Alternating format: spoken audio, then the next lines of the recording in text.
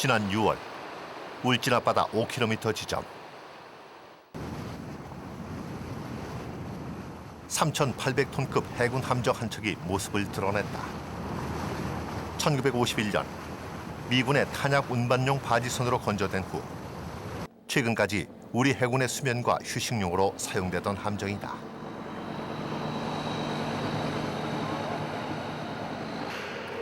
하지만 지금은 내부 시설물이 모두 사라지고 선체만 남아있다.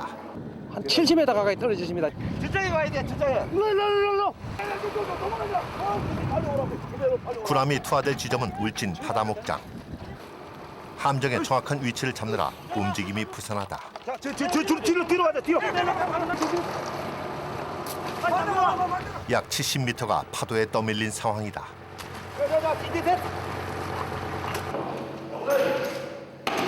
해군에서 퇴역한 함정이 자리를 잡을 곳은 바로 이곳 바다 밑이다.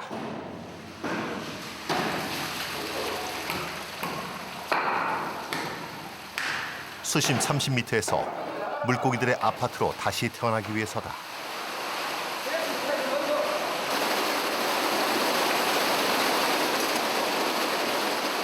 길이 81m의 선체에 서서히 바닷물이 차오르기 시작한다.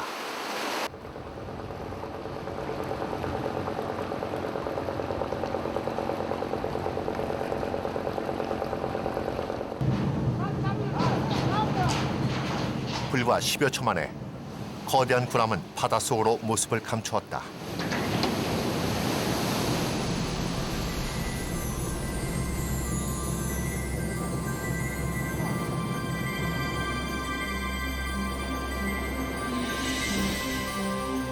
처음 보는 거대한 물체의 출현에 놀란 것일까?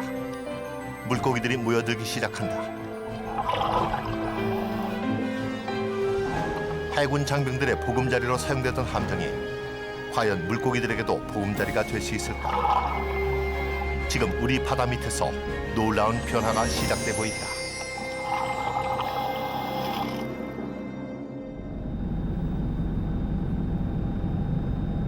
다도해의 전형적인 특징을 갖고 있는 경상남도 통영.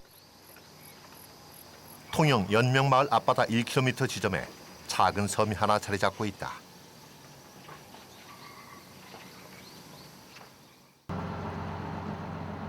섬 앞에는 조업 금지라는 붉은 글씨가 선명하다. 이곳이 바로 우리나라 최초의 바다 목장. 그 풍요로운 바다로 우리를 인도하는 이정표다. 이곳에 어떤 물고기가 살고 있을까?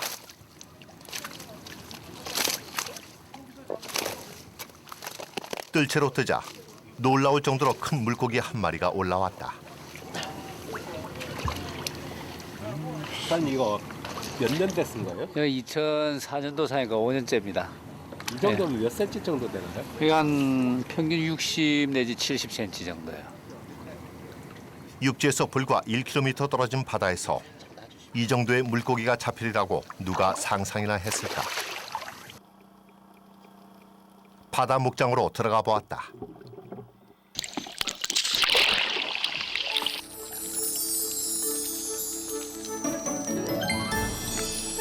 5, 6kg은 좋게 돼 보이는 우럭이다.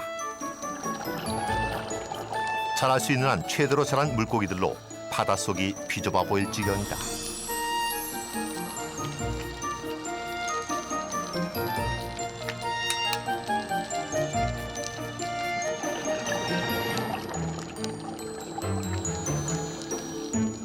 바다 목장의 넓이는 20평방킬로미터. 가장 깊은 곳에 성어들이 자리를 차지하고 있고 위로 올라갈수록 어린 물고기들이 모여 있다.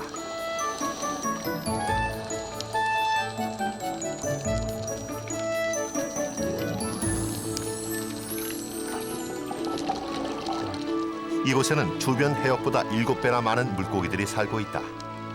양으로 치면 무려 7톤에 이른다.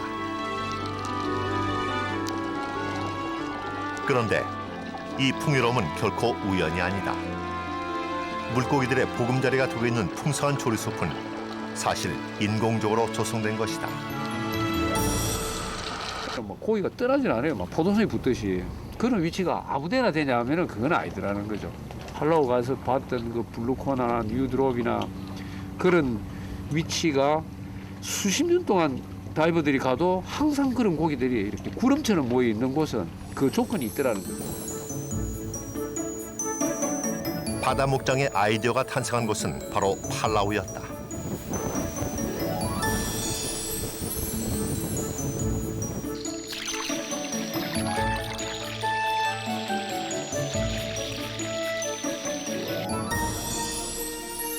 팔라우는 사시사철 수많은 다이버와 사진작가들이 찾는 해양 생태계의 보고다.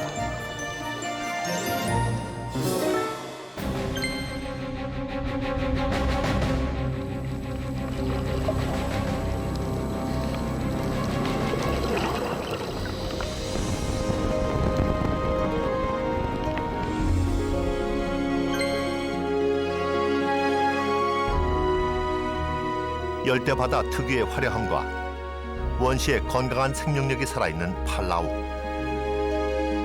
이곳은 얼마 전 국제해양기구에서 꼽은 세계 최고의 바다로 선정되기도 했다.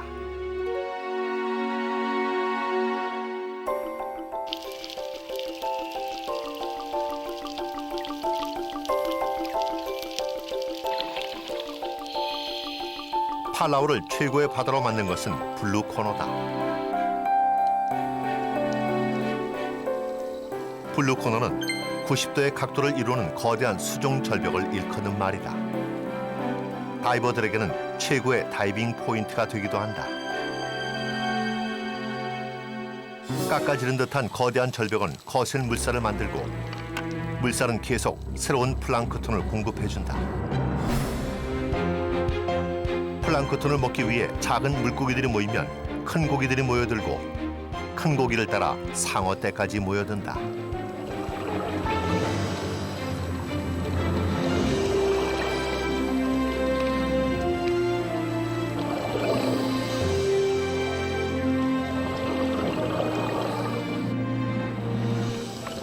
수중 직벽이 만들어내는 거센 물살과 플랑크톤. 여기에서 비롯된 먹이 사슬이 블루코너의 핵심인 것이다.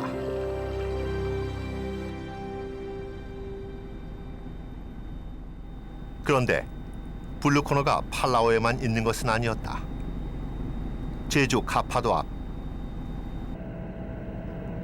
바람이 잔잔한 날에도 물살이 유난히 거칠게 일어나는 곳이다.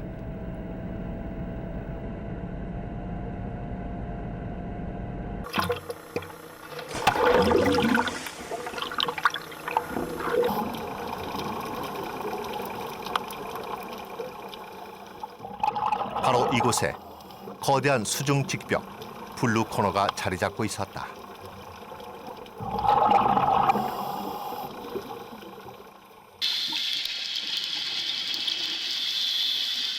수심 10m 지점.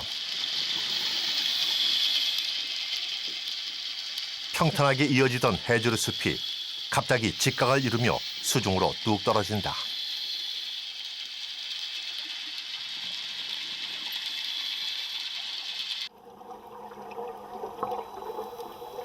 절벽은 수중으로 끝없이 이어졌다. 바로 이곳이 우리나라 카파도에서 발견된 블루코너다.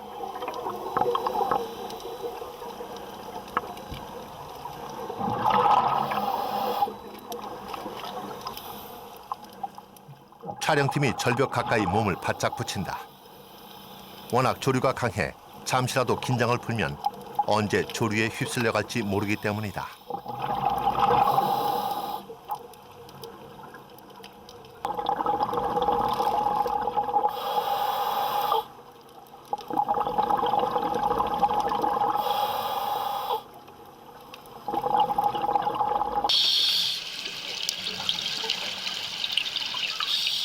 수심 30m 지점. 특수 장비 없이 다이빙할 수 있는 한계점이다.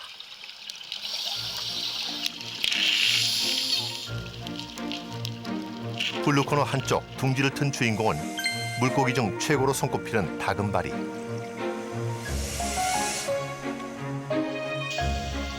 낯선 침입자에 몹시 놀란 모양이다.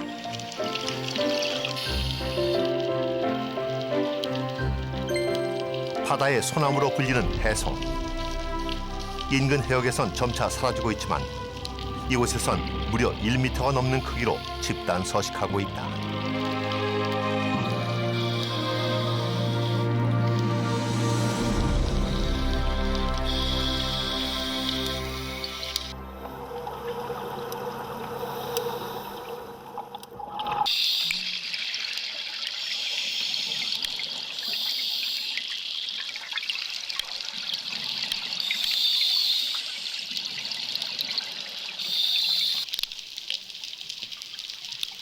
조류가 거세지기 시작하면 블루코너가 진면목을 드러낸다. 절벽에 부딪혀 상승하는 조류를 타고 모여든 것은 쥐돔물이다. 거대한 수중 직벽과 거센 조류의 가파도 블루코너는 물고기가 모이는 조건만큼은 그대로 갖고 있다.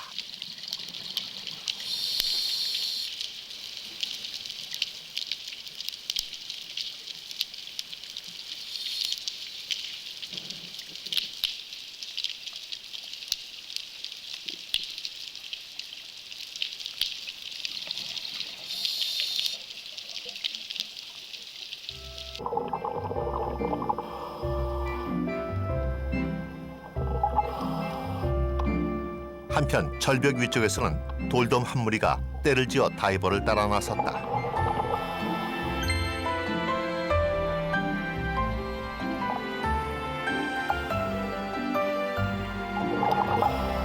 돌돔은 해초가 무성한 돌밭, 즉 암초지대에 산다고 해서 붙여진 이름이다. 여름에 가장 맛이 좋다는 돌돔은 바다 낚시꾼들에게 인기 있는 어종으로 자연산의 경우 킬로그램당 20만 원을 호가하는 최고급 어종이다.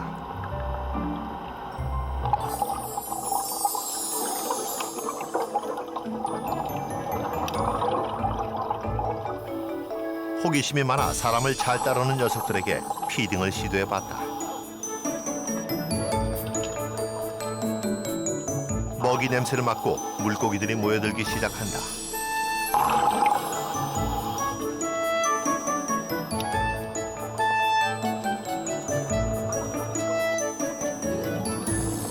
여러 종의 물고기를, 그것도 떼를 지어 관찰하기란 우리 바다에서 쉽지 않은 일이다. 하지만 팔라우처럼 가파도의 블루코너 역시 거대한 직벽과 거센 조류가 수많은 수중 생명들을 불러 모으고 있다.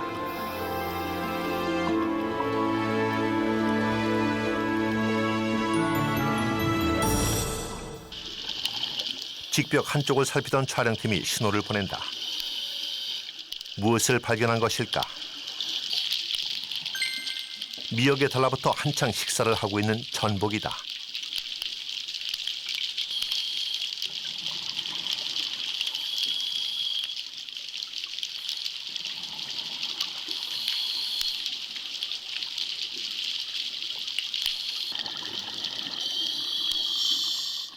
크기가 워낙 크다 보니 손으로는 도저히 떼낼 수 없을 만큼 힘이 세다.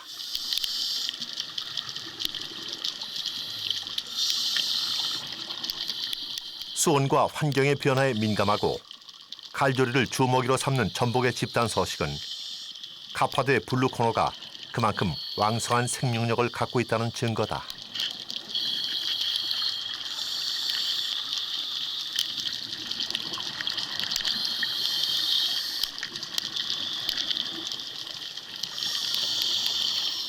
어른 손바닥 크기의 전복들.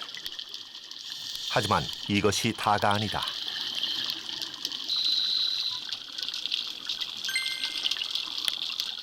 바위 틈에서 자연산 전복의 껍질이 무더기로 발견됐다.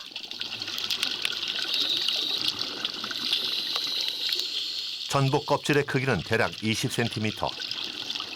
이 정도 크기면 나이를 가늠할 수 없을 만큼 수명을 누리다가 자연사했다는 얘기다.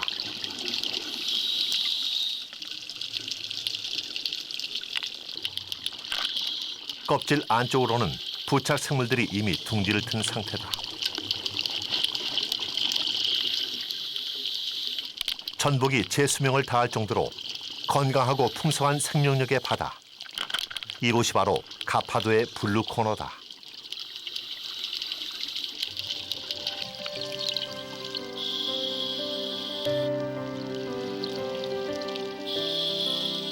하루에 2번 밀물과 썰물이 교차할 때 블루코너의 조류는 더욱 거세진다.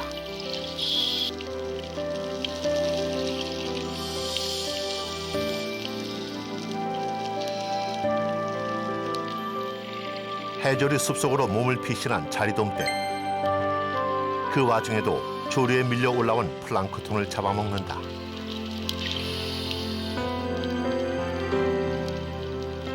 물살은 순식간에 몸을 가누기 힘들 정도로 거세졌다.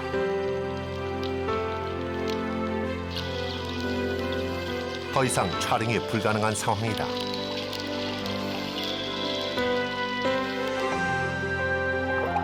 블루코너의 물살은 전문 다이버들도 몸을 가누기 힘들 정도로 거셌다.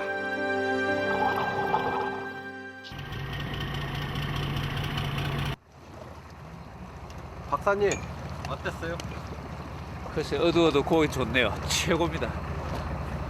명종구 박사는 가파도 블루코너의 존재를 처음으로 확인한 사람이다. 우리나라에서는 오늘 보신 그 지돔이나 이런 크기가 그런 때를 가지고 있는 데가 없습니다. 역시 블루코너네요. 블루코너. 대한민국 얘기예요. 진짜 환상이었어. 아, 고기들이 어마어마하게 많았었죠. 다이버들이 모여 각자 촬영한 화면을 모니터하고 있다. 들판에 이렇게 오곡이 탁 누르익을 때 물속도 이렇게 열대 바다에 비해 화려하진 않지만 가파도의 블루코너는 온대 바다 최고의 바다임에 틀림없다. 찍었어.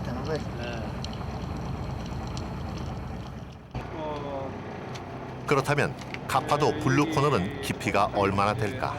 그러니까 지금 가파도 이 주위 해변들은 대부분 그런 이제 거리나 이 직벽으로 이렇게 이루어져 있다.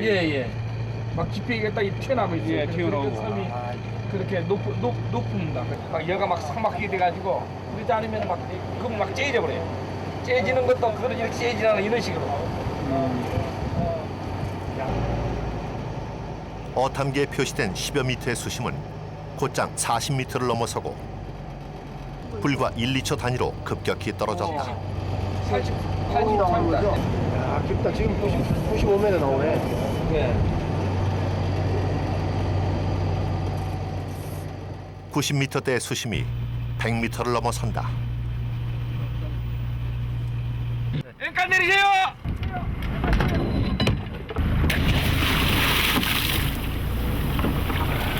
한 메타만 가면은 팍 들어간다고요. 어디에서 어디 쪽으로요? 이쪽으로. 이제 현재 상태가 한 5, 6m 선이거든요. 배 있는 쪽에. 그러니까 조금 한 막 3m 가면은 조금 빨리 잃어보면 캄캄해 문제돼. 안 보여요. 50m. 촬영팀은 이곳을 포인트로 잡고 직접 수심을 재보기로 했다.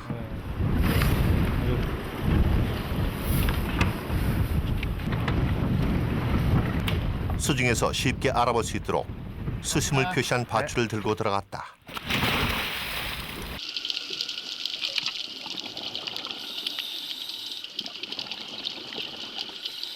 수면에서 불과 3, 4m. 거짓말처럼 절벽지대가 나타난다. 직각의 모서리를 꺾어 내려가자 수직에 가까운 절벽이 이어진다.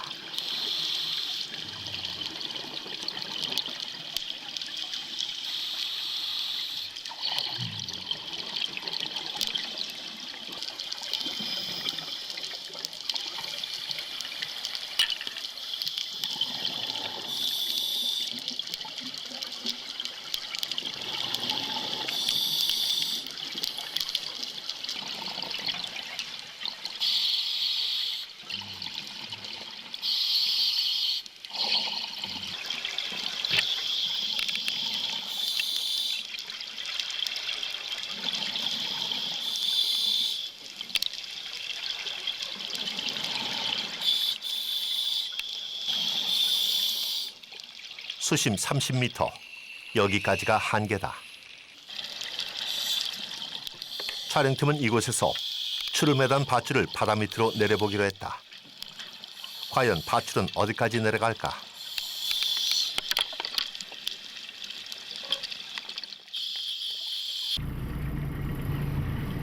밧줄은 계속해서 바닷속으로 빨려 들어갔다. 70m. 예. 논다. 네. 그래 맛있겠다. 70m를 넘어서도 밧줄은 끝없이 풀려나갔다.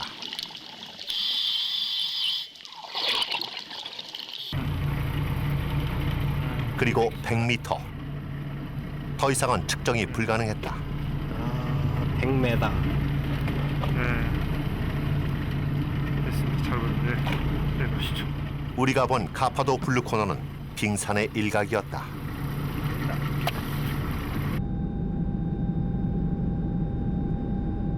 이러한 블루코너와 같은 조건을 인공적으로 조성해 자연적으로 물고기를 모으자는 것. 바다 목장의 아이디어는 그렇게 시작됐다. 그리고 최적의 지역으로 통영이 선택됐다. 그 당시에 이 바다에 전통적이고 이 지역에서 가장 맛있다고 하는 그 볼락이 그 당시에 아주 제로 상태로 내려가 있을 때입니다. 1980년대 해마다 늘어나던 수산물 생산량은 150만 톤을 정점으로 급격히 줄어들기 시작했다. 200캐리 경제 수요 확대로 어업이 연근해로 몰리기 시작했고 조업 기술까지 급속히 발전한 때문이다.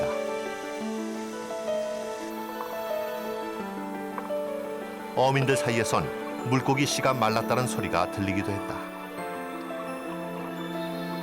이 무렵 시작된 것이 인공어초 투하 사업이었다. 인공어초란 해조류가 자랄 수 있는 구조물로 해조류가 번식하면 물고기의 먹이와 은신처를 제공하는 역할을 한다. 국가적으로 진행된 이 사업에 막대한 예산이 투여됐다. 하지만 별 효과가 없었다.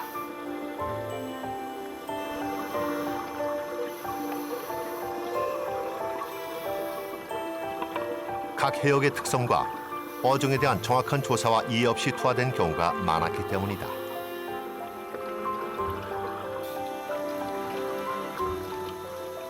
인공어초가 아예 유실되기도 했고 다행히 사라지지 않은 경우에도 물고기가 모여들지 않았다.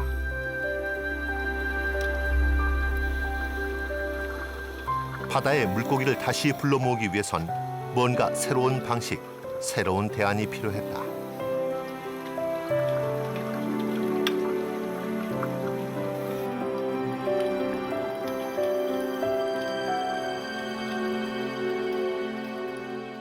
자기 책임 아예. 이런 고민 끝에 나온 것이 1998년 통영의 바다목장 사업이었다. 통영 해역의 특성을 분석하는 기반 연구에만 3년의 시간이 투자됐다. 블루코너의 조건을 만들기 위해선 수중 계곡이 잘 발달해 있어야 하는데 전형적인 리아세식 해안인 통영은 그 조건을 만족하고 있었다.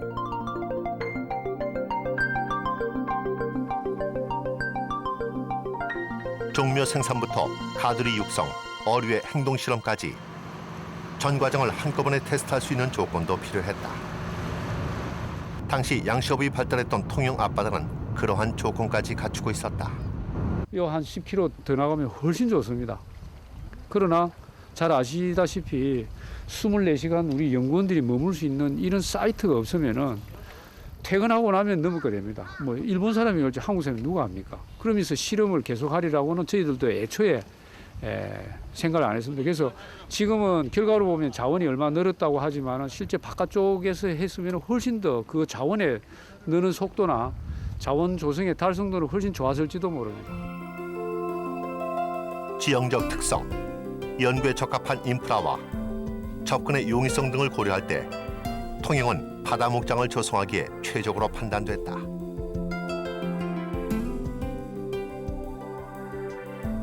다음 단계는 바다 목장에서 무엇을 기를 것인가 어종의 선택이었다. 당시 통영 바다에서 경제성을 가진 어종은 모두 100여 종. 그중에 인공적으로 새끼를 받아 어미로 길 수 있는 것이어야 했다. 볼락, 조피볼락, 참돔, 감성돔 등 1차로 4종이 선정됐다. 그리고 이 4종을 대상으로 2차 검증 작업에 들어갔다.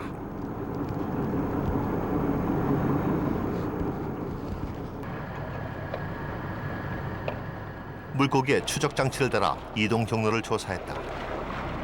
그 결과 회유성 어종인 참돔과 감성돔이 제외되고 토착성 어종인 볼락과 조피볼락, 즉 우럭 2종이 주 어종으로 선정됐다.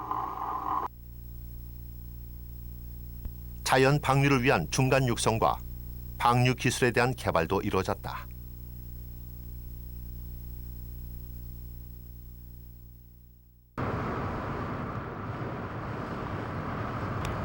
하지만 가장 중요한 문제는 울타리 없는 바닷속에서 어떻게 목장처럼 물고기를 모으고 키울 것인가였다. 관건은 인공어초의 형태와 재질이었다. 연구팀은 통영바다의 조건에 맞는 새로운 인공어초 개발에 들어갔다. 나와보고 빼보고 관찰해보고 또 겨울에 가보고 여름에 가보고 낮에 가보고 밤에 가보고 그러면서 찾아내서 하나하나 어초를 놓다 보니까 통영바다 목장에 우리가 어초를 난 배치를 보면은 이거는 교과서에 나오는 배치하고 다르더라 이거예요. 연구팀은 통영의 수중을 샅샅이 조사해 비교적 조류가 세게 흐르는 지역마다 인공어초를 투하하기 시작했다. 블루코너의 자연적인 수중 절벽 대신 인공어초로 세찬 조류를 만들어 작은 블루코너들을 조성한 것이다. 그 과정에 꼬박 10년이 소요됐고 그동안 물고기의 수는 7배가 늘어났다.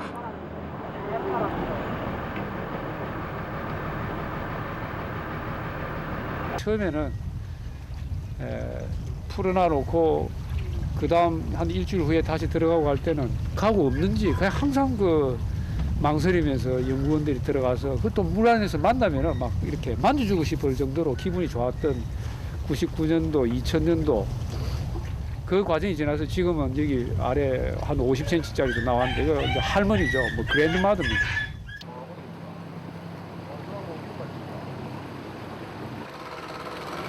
오늘은 인공 부화된 감성돔 치어들이 바다 목장으로 이사를 가는 날이다.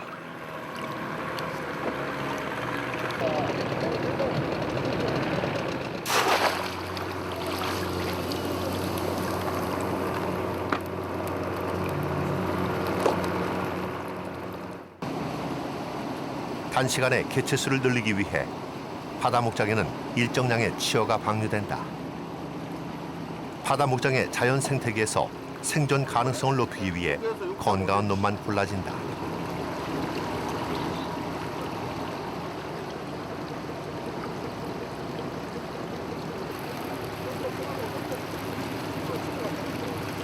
그런데 몸무게가 너무 많이 나가도 불합격이다. 사냥도 느리고 도망가는 속도도 느리기 때문이다. 성장 기준은 자연산 치어와 비교했을 때 가장 비슷한 상태여야 한다. 그래야 바다에 나가서도 생존율이 높고 새끼도 많이 나갈 수 있다. 덕분이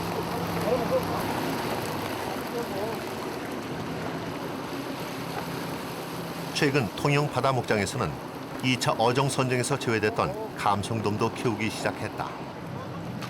회유성 어종이지만 우리나라 해역을 크게 벗어나지 않고 산란을 위해 돌아오는 점을 감안한 것이다. 그럼 지금 바다 목장에 거기 수온도 똑같아요? 예, 같습니다. 온도가 틀리면 안 되거든요.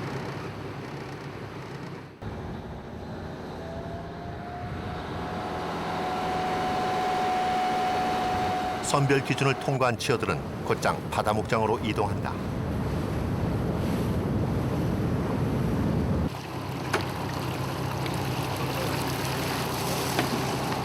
하지만 바로 방류되는 것은 아니다. 중간 육성장에서 한 달 동안의 자연 적응 훈련 과정이 남아 있다. 바다로 나갈 거잖아요. 네. 어떻게 컸습니까? 아, 그런 당연히 잘 커가지고 일반 어민들이라든지 어촌계 일반 어민들이 그거를 고부와 같이 고기를 잡아서 저 생산 정대할 수 있는 그런 고기를 잡아주시면 좋죠. 그 이상 뭐 바랄 건 없죠. 중간 육성장은 그동안 가두리에서 자란 치어들이 바다로 가기 위한 인큐베이터인 셈이다. 그러니까 지금까지는 이제 사람이 인위적으로 주는 먹이를 먹고 컸습니다. 근데 이제부터는 자기가 스스로 자연에서 먹이를 잡아 먹으면서 살아갈 수 있는 훈련을 시키는 과정이 바로 이제부터 이루어지는 것입니다.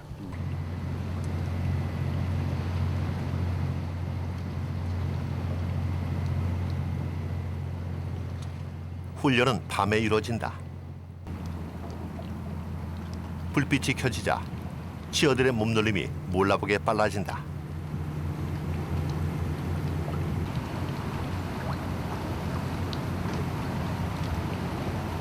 야성화 훈련을 시키는 한 방편으로서 인위적으로 자연산 먹이를 모으는 방법으로 이 불을 사용하기 시작을 했습니다. 그러니까 대개 이 감성돔들이 초기에 먹는 그 먹이가 이 밝은 걸 좋아하는 그런 그 동물성 플랭톤들이 주종을 이루기 때문에 그것을 불로 모아서 이 감성돔들이 먹을 수 있게끔 유도하는 그 하나의 방법이죠. 스스로 먹이를 잡아먹지 못하면 바다 목장으로 나가는 순간 생존력을 잃게 된다. 거기에 대비해 사냥 기술을 훈련시키는 것이다.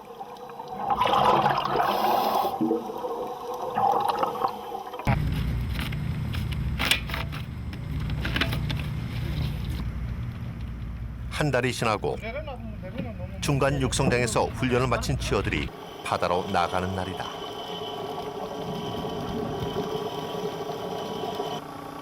그동안 먹이 사냥 기술과 적으로부터 보호하는 운동 능력을 키운 감성돔 치어들.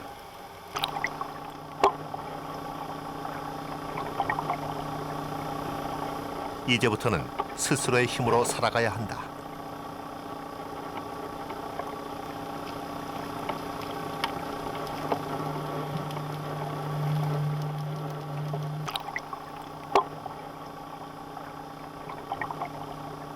어종별로 좋아하는 장소와 수온, 먹이를 각각 고려해서 방류가 이루어진다. 숨어있기를 좋아하는 볼락의 경우에는 인공 어초 속에 직접 풀어주기도 한다. 어떤 녀석들은 유조 속으로 숨어들고 또 어떤 녀석들은 수면에 떠서 살아가기도 한다.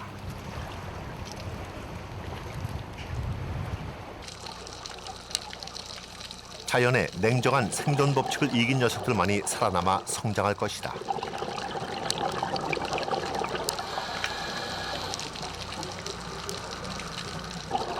살아남은 녀석들은 다시 이 바다에 새끼를 낳고 그렇게 자연의 섭리를 따라 바다 목장은 풍요로운 미래를 꿈꾸고 있다.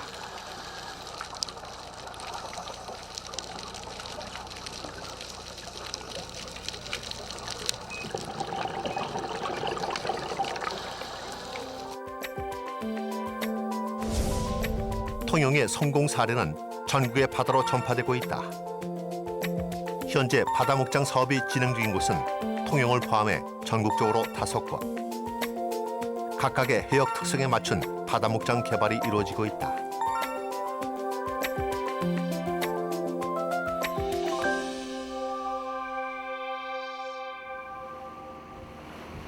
제주의 바다 목장 조성지인 차귀도.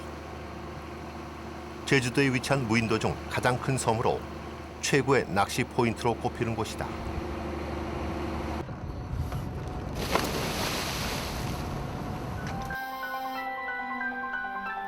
촬영팀이 이곳을 찾은 것은 지난 8월.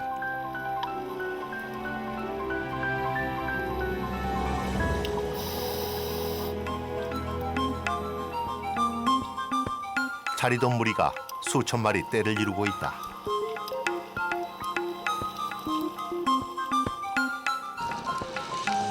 제주 바다에서만 볼 수 있는 화려한 풍경이다. 따뜻한 물살을 타고 올라온 아열대성 어종들도 속속 모습을 나타냈다.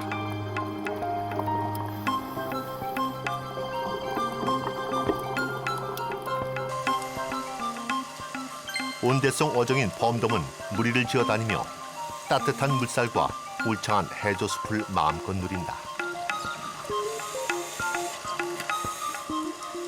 험돔은 검은 줄무늬가 호랑이 무늬를 닮았다 해서 붙여진 이름으로 줄돔으로 불리기도 한다. 수심 20m 이내의 암초 지역에 서식한다. 여름의 제주 바다는 특유의 풍성한 생명력을 보여주고 있다. 제주의 풍요로운 바다 한쪽에 바다 목장이 조성돼 있다.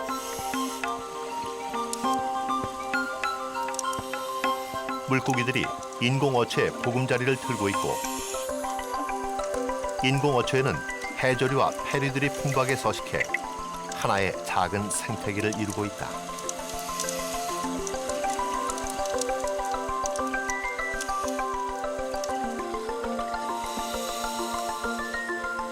산호들도 인공어초에 뿌리를 내리고 있다.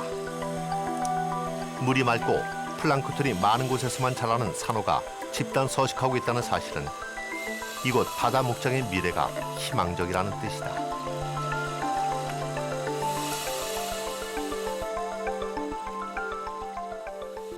웹하드에 이영호 씨하고 통화를 해가지고 해역 특성에 맞는 인공어초 개발은 이곳 바다 목장에 있어서도 선결 과제였다.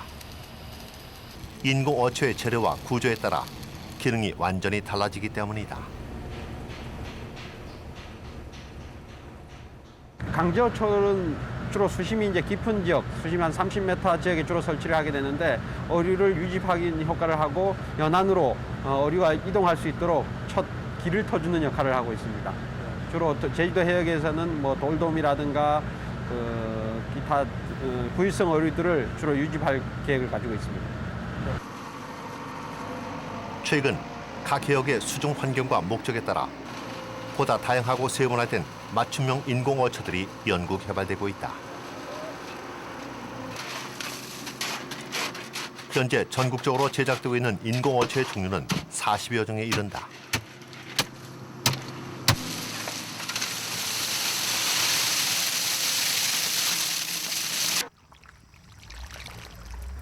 바닷물이 통과할 수 있도록 특수 제작된 인공어초도 있다. 공간들이 다 이게 지금 그 해조를 포자나 그렇지 않으면 작은 소형 생물들이 들어가서 서식할 수 있도록 그래서 그 요즘에 이제 해조류가 많이 이제 감소하고 있는데 그런 해조류 자원을 이제 증가시키기 위해서 저희들이 개발한 어초입니다. 해조류의 발화 확률을 높이는 재질에 파도를 막아주는 어초. 물고기를 모으는 것이 목적인 어초. 해중림 조성용 어초도 있다. 요 사이에다가 그 이제 해조류를 인공적으로 저희들이 이제 종묘 생산한 해조류가 있습니다. 그래서 그 해조류가 어느 정도 자라서 유엽생 상태가 됐을 때 그 해조류를 갖고 여기다 이식해가지고 이제 인공적으로 해중림을 조성하는 그런 이제 어초입니다.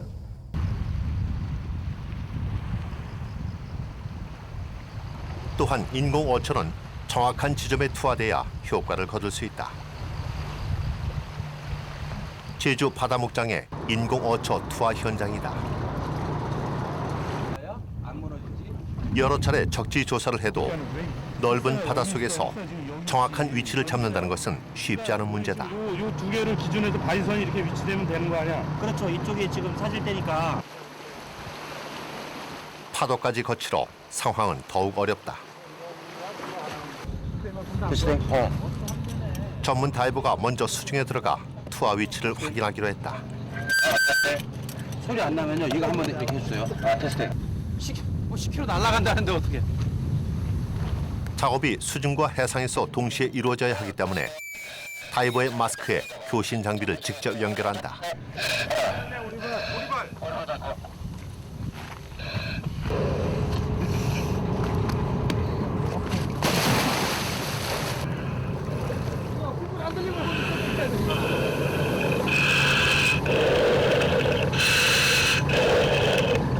현재 수심 21.1m, 바닥이 샌드로 형성되어 있어.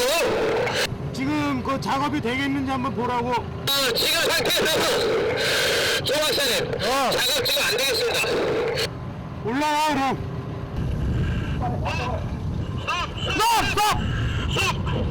호수 꼈다. 호수 꼈다.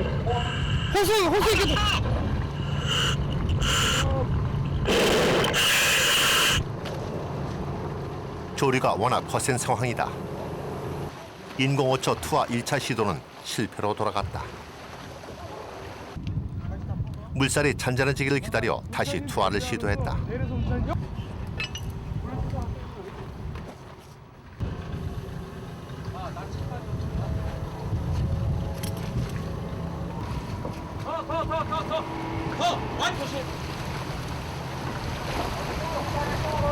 빠진 쪽으로 완전히 붓다. 완전히 붓다. 다행히 이번엔 제대로 위치가 잡혔다.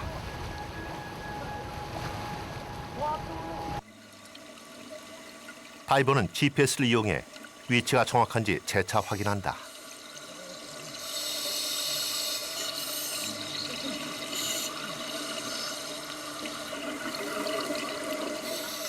인공어초가 수중으로 내려오기 시작했다.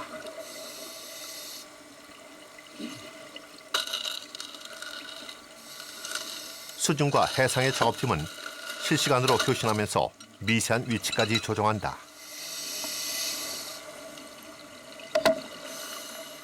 이날 7시간에 걸쳐 모두 150개의 인공어초가 성공적으로 투하됐다.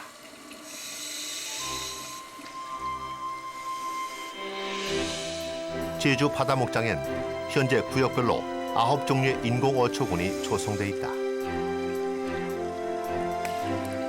제주 바다 특유의 화려하고 아름다운 수중 경관을 만들기 위해서다.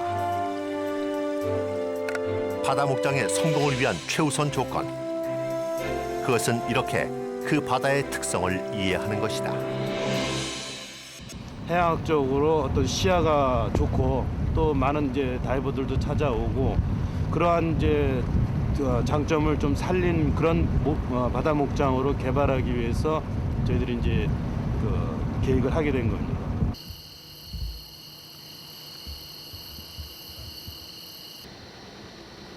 이른 새벽, 통영 앞바다. 어둠이 걷히기도 전 어민들의 하루가 시작된다. 바다 목장이 생긴 이후 마을엔 어떤 변화가 나타났을까?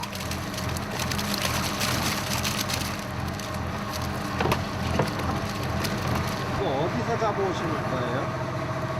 이거 바로 앞바다입니다. 연명 앞바다. 한 20년 넘은 됐는데 초창기에는 저쪽을 좀 서서 감성동이 여기 별로 어장이 안 들었습니다. 근데 요즘은 좀 편하게 감성동이 잡히거든요. 철제만. 현재 통영 바다 목장은 물고기 보호구역으로 지정돼 어로 작업을 할 수 없다. 그래도 목장에서 안전하게 자란 물고기들이 주변 해역으로 퍼져나감에 따라 인근의 생산량이 조금씩 증가하고 있다. 하지만 어민들 입장에서는 아직 만족할 만한 수준은 아니라고 한다.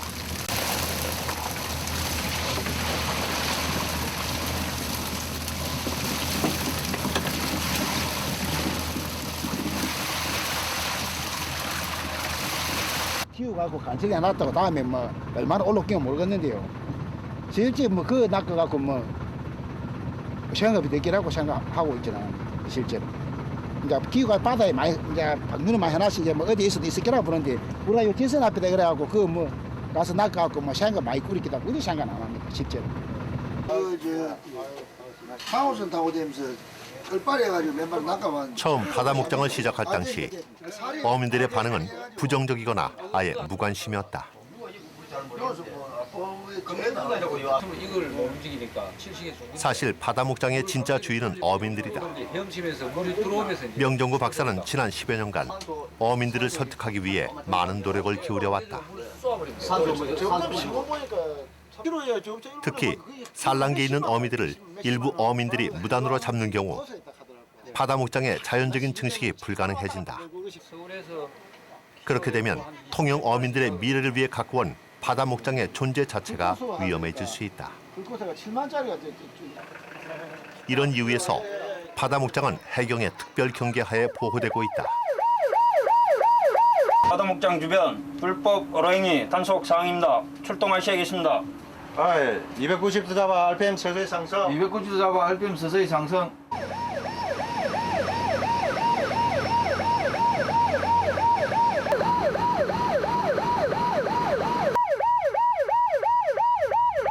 어두운 밤을 틈타 누군가 바다 목장의 보호 수면을 침범한 것이다.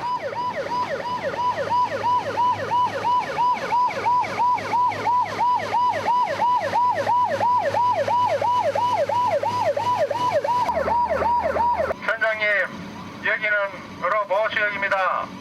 지금 즉시 다른 곳으로 이동 좀 해주시기 바랍니다. 바다 목장에서는 이따금 이런 소동이 벌어진다.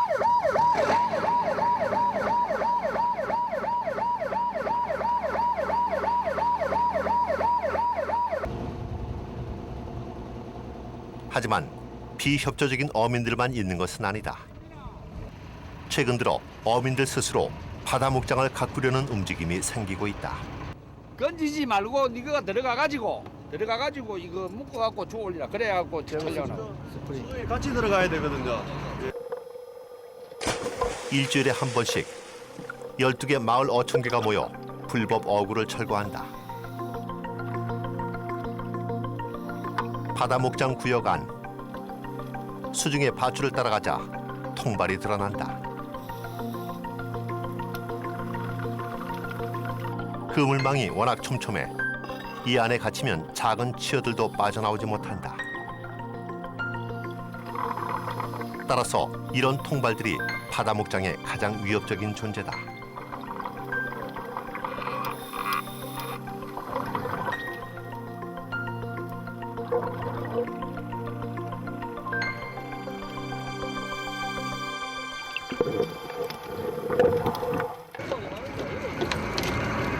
두 시간 정도 수고한 통발이 어선 하나를 가득 채울 정도다. 꾸준한 철거 작업밖에는 방법이 없다. 하나만 더 찾아보시죠. 예? 하나만 더. 6cm, 5cm 되는 치어까지 모두 잡는 그런 어구기 때문에 우리가 통발 자망은 일체 보호구역 내에서는 금지하고 있습니다. 통영 바다 목장. 지난 10년간 바닷속에서의 실험은 성공을 거뒀다. 하지만 이제 바다 위에서의 실험이 남아있다. 통영 바다 목장이 안심하고 어민들의 품으로 돌려지는 날, 바다 목장의 진정한 성공을 말할 수 있을 것이다.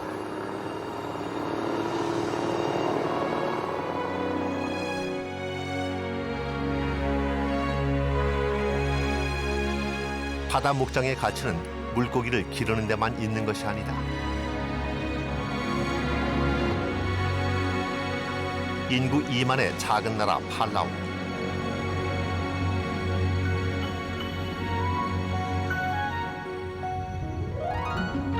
팔라우 경제를 이끄는 것은 관광 산업이다.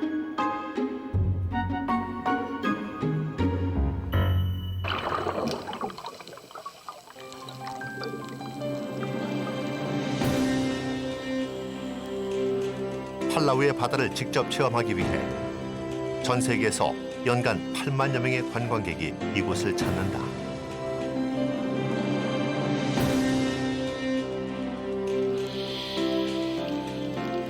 블루코너는 사람들에게도 최고의 놀이터가 될 수 있다.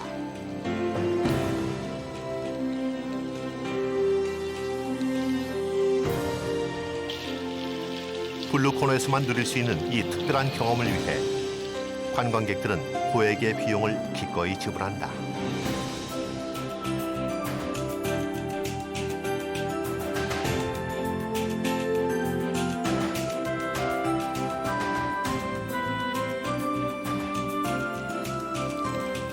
자연 그대로의 바다를 관광 자원화시켜 국가 산업으로 발전시킨 팔라우. 바다는 더 이상 단순히 물고기를 잡는 곳만은 아니다.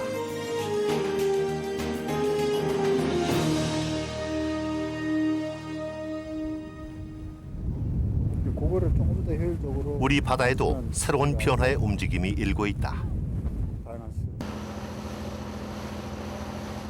자연 경관이 빼어난 제주 차귀도. 이곳에 해상 관광 자원과 연계된 수중 테마파크가 조성될 예정이다. 여기는 수심이 너무 얇잖아. 수심이 한 10m밖에 안 돼. 여기 몇 메타 됩니까? 제주도를 찾는 연간 500여만 명의 관광객을 토대로 8m. 수중 관광 분야를 개척하겠다는 것이다.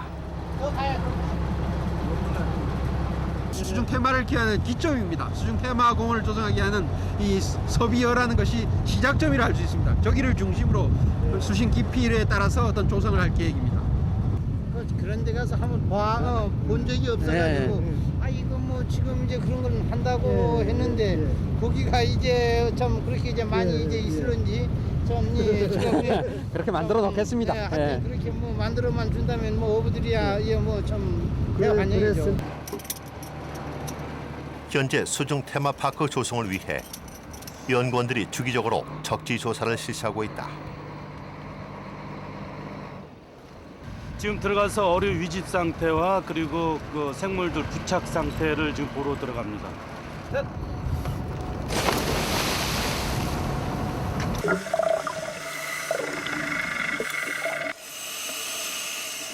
수심 20m 지역.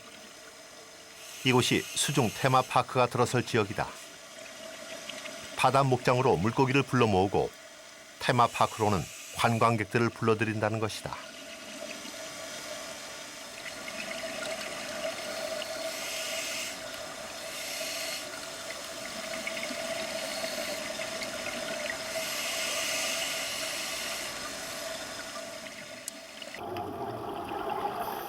수중 테마파크의 경우 바닥에 다양한 수중 구조물을 설치해야 하기 때문에 수중 지질 조사를 세밀하게 해야 한다. 이곳의 바닥은 모래로 덮여 있지만 바로 밑에 안반이 존재하는 것으로 확인됐다.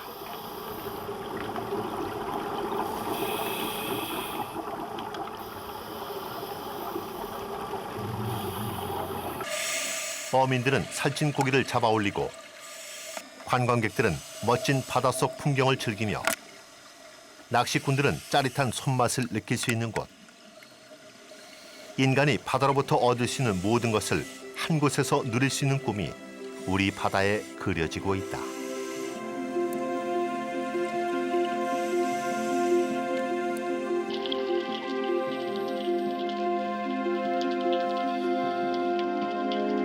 봄이면 바닷속에도 새싹이 트고 여름에는 숲이 자라난다.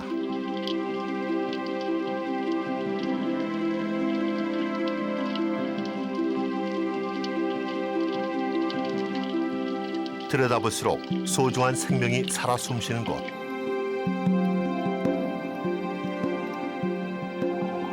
사계절의 변화무쌍한 매력. 우리의 바다는 무한한 잠재력을 갖고 있다.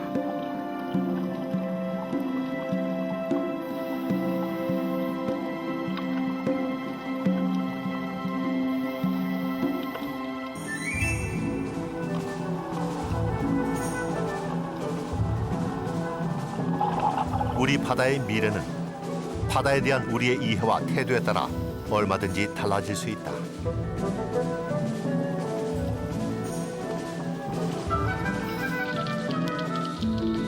바다를 이해하려 하지 않는 해양 개발, 자연을 이해하려 하지 않는 환경 개발은 더 많은 부작용만을 남긴다는 것을 지난 30년간 우리는 충분히 배워왔다. 자연은 그 단편이 아니라 전체적인 유기체로서의 생명력을 회복할 때 비로소 건강해진다는 단순한 명제야말로 미래 바다를 향한 첫 출발점이 될 것이다.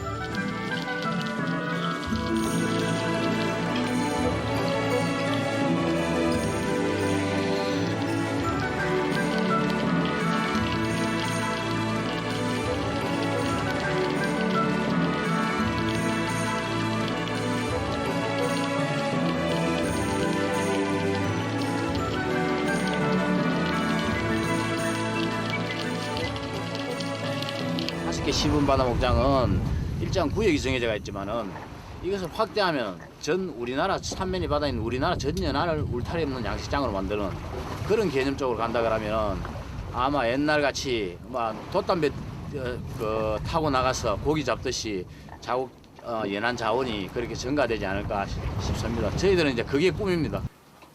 여기에 첨단은 자연을 정확하게 이해하는 게 가장 첨단입니다. 물속에다가 적용하는 첨단 기술이라는 것은 자연을 상대로 할 때는 아는 게 가장 첨단이라고 저는 이야기하고 싶습니다.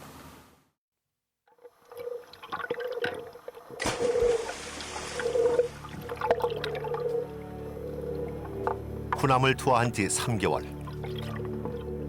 촬영팀은 울진 앞바다를 다시 찾았다. 과연 그동안 어떤 변화가 있었을까?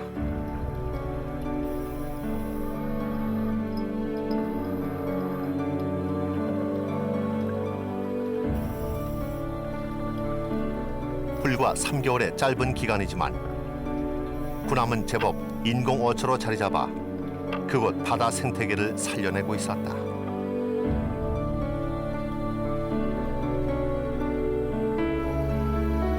지난 30여 년 동안 인공어초로 수천억 원을 바닷속에 쏟아붓고도 이루지 못한 것을 바다 목장이 이루어내고 있는 것이다.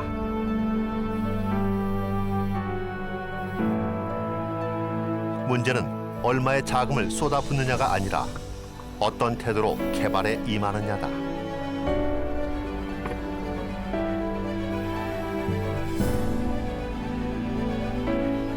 바다 목장에 대한 꿈과 도전의 10년. 가장 큰 성과는 우리 바다를 이해하고 바라보는 시각과 태도, 그 지향점을 남긴 일일 것이다.